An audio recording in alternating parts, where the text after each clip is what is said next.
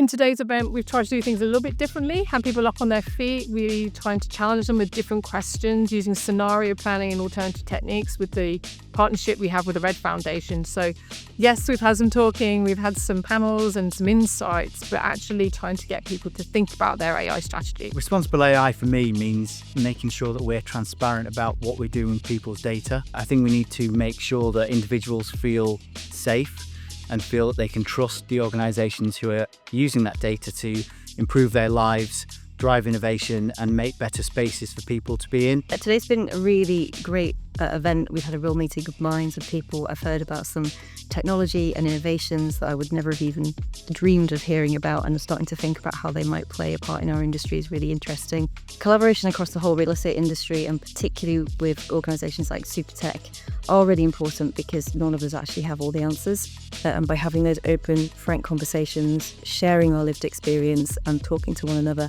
we'll ultimately end up with the best solution for the industry and our clients. Partnerships like this are vital. The Red Foundation, with its data ethics, standards, its academic research, need to be coupled with SuperTech, who are driving innovation in this particular sector and across multiple other sectors such as fintech, low tech, PropTech. The thing about this agenda is it's so big, isn't it?